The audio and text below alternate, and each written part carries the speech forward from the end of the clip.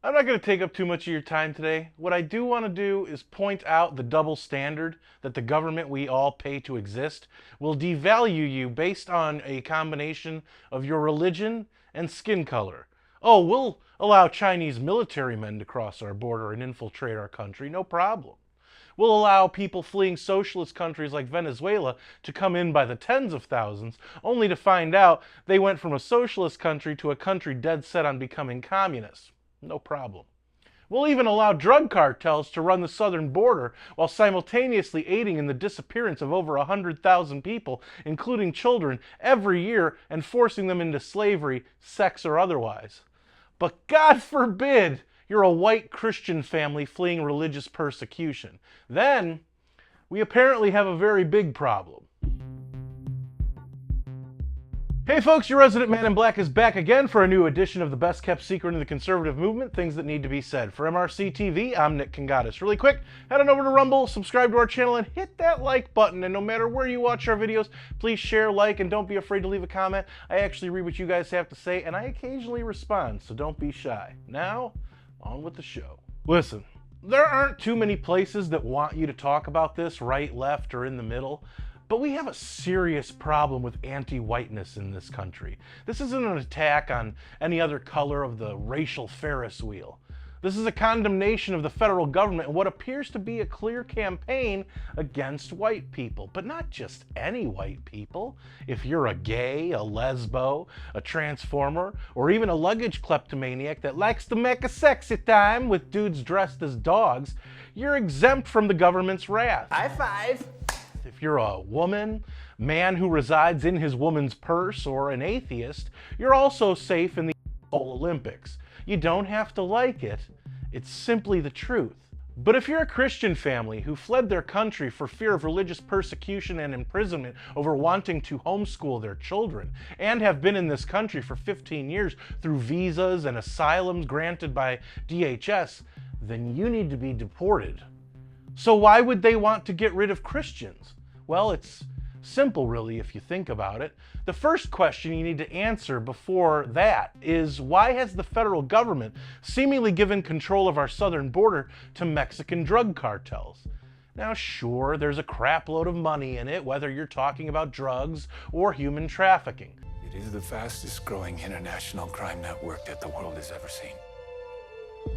It has already passed the illegal arms trade, and soon it's going to pass the drug trade.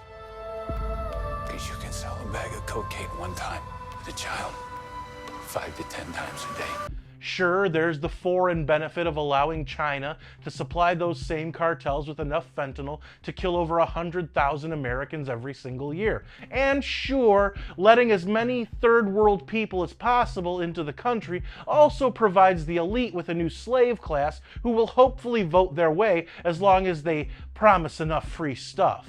Should someone who is here without documents, and that is his only offense, should that person be deported? That person should not be the focus of deportation. We should fundamentally change the way we deal with things. I would, in fact, make sure that we immediately surge to the border. All those people are seeking asylum. You don't have to like it. It's simply the truth. Now we go back to our original question. Why would they want to get rid of Christians?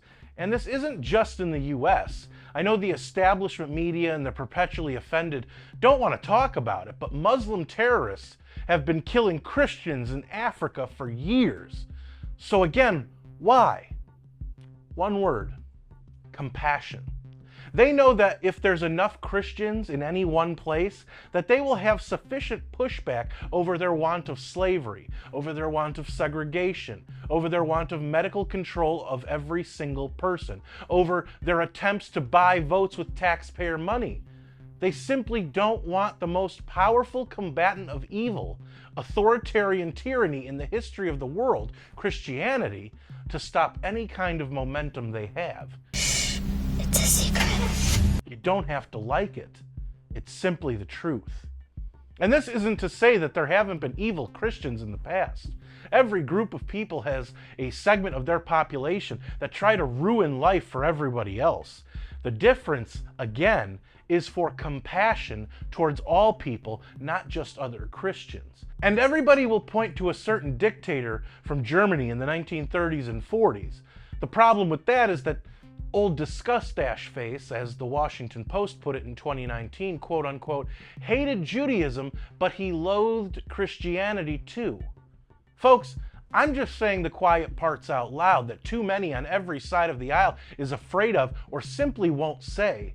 It's up to all of you, if you think messages like this are important enough, to share them with people who you think can either handle the truth or people that aren't closed-minded enough to hear things they might not otherwise have known. All that said, let me just leave you with this.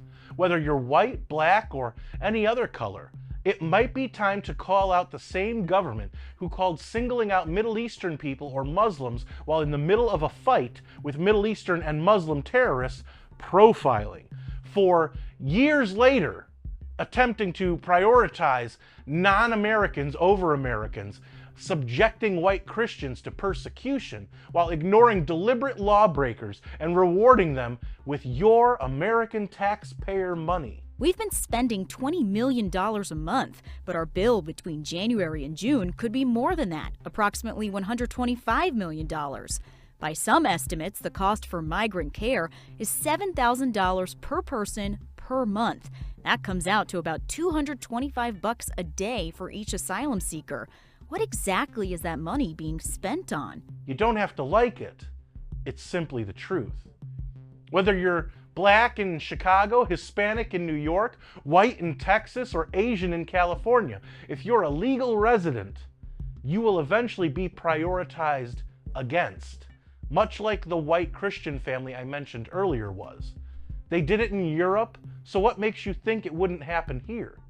And you don't have to like that. It's simply the truth.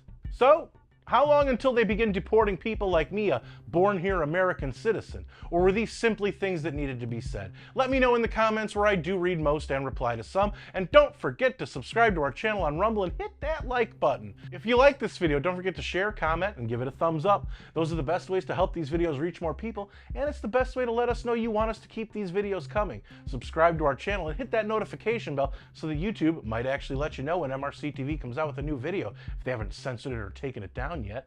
Like us on Facebook, check out more of our work at MRCTV.org, and if you want to support our content and the conservative movement, head on over to MRC.org/donate to help us out, since we're a nonprofit and couldn't do what we do without all of you.